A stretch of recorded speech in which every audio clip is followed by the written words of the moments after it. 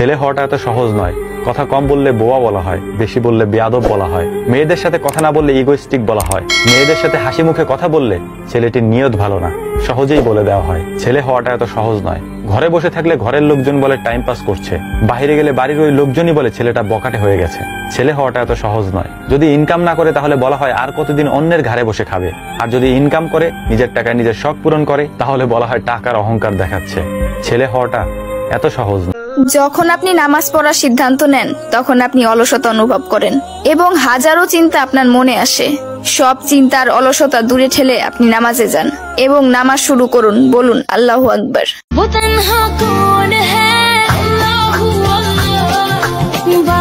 উনার দরজায় শান্তি আছে, উনার ইবাদত করলে। নৌকা দিয়ে যেমন নদী পার হওয়া যায় না, তেমনি লোক দেখানো কিছু ইবাদত দিয়ে জান্নাতের আশা করা যায় না। যদি কোনো পুরুষ কোনো নারীর জন্য 2 ফোঁটা চোখের পানি ফালায় তাহলে ওই নারীকে ফেরেশতা প্রতিটি পদক্ষেপে অভিশাপ দেয়।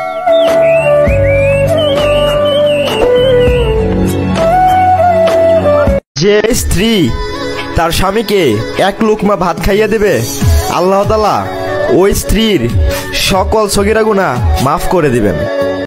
মসজিদের এক ইমাম বলেছে, যদি তুমি রোজা রেখে কাজ করতে করতে ক্লান্ত হয়ে যাও তবে আল্লাহর ঘর মসজিদে যাও, 2 রাকাত নামাজ পড়বে আর কোরআনটাকে বুকে টেনে নিবে, দেখবে তোমার সব ক্লান্তি দূর হয়ে যাবে ইনশাআল্লাহ। মাদ্রাসায় পড়লে যে দিনদার হয় আর স্কুলে পড়লে যে দিনহীন হয়, বিষয়টা এরকম না। হেদায়েত আল্লাহ তাআলার পক্ষ থেকে আসে, শিক্ষা প্রতিষ্ঠান থেকে না। মামা ওই দেখ একটা জিনিস, ওটা আমার। আগে আসতে দেস না। এই জাপু, তুমি কি পথ দিয়ে চলাফেরা করো? ও আচ্ছা, যদি কোনো সমস্যায় পড়ো তাহলে আমাদেরকে জানাবা।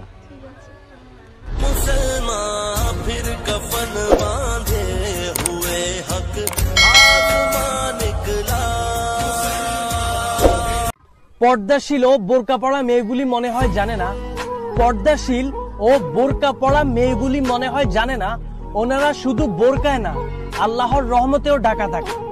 মুসলিম আমার নাম, কোরআন আমার জান, নামাজ আমার গাড়ি, জান্নাত আমার বাড়ি, আল্লাহ আমার রব, নবী আমার সব, ইসলাম আমার ধর্ম, ইবাদত আমার কর্ম।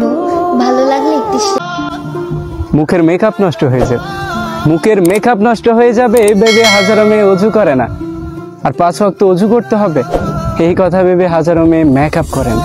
কবরের প্রথম চাপ দুনিয়ার সকল কষ্টকে হার মানাবে।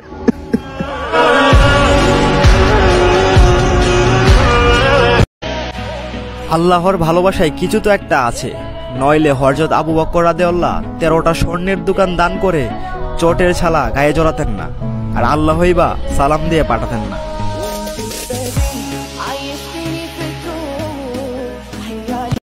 আলহামদুলিল্লাহ, সুইডেন সহ পৃথিবীর বেশ কয়েকটি দেশে রোজা রাখে মুসলমানরা 20 থেকে 23 ঘন্টা সময় ধরে। আল্লাহ তাদের এই রোজার উসিলা করে মাফ করে দেন আমাদের সকল মুসলিমদেরকে। নামাজ নাই, রোজা নাই, মুখে নাই দাড়ি, সে আবার বিয়ে করতে চায় পদ্মাশীল নারী। নামাজ নাই, রোজা নাই, নাই মুখে দাড়ি, ওই সকল ভাইদেরই দরকার একজন পর্দাশীল নারী, কারণ ওই নারী নিতে পারে একজন ভাইকে জান্নাতের বাড়ি। আর আপু, ভাইদেরকে এইভাবে কথা বলার পূর্বে নিজের ড্রেস ঠিক করুন। এখানে আল্লাহ রাসূল বলে গিয়েছেন, নারীদেরকে উলঙ্গ দেখতে চাও তাহলে তাদের মাথার একটি চুল দেখে নাও, সেটাই যথেষ্ট। এর জন্যই তো নারীদের চুল দেখা অবস্থায় নামাজ কবুল হয় না, আর সেখানে তোমরা নিজেদের বুকের অন্যায় রাখছো না।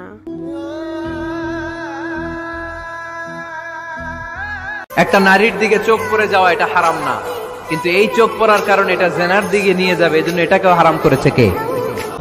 কিয়ামতের আগে যে 3টি বড় আলামত দেখা যাবে: 1. সমস্ত পৃথিবীতে একসাথে 3 বার ভূমিকম্প হবে। 2.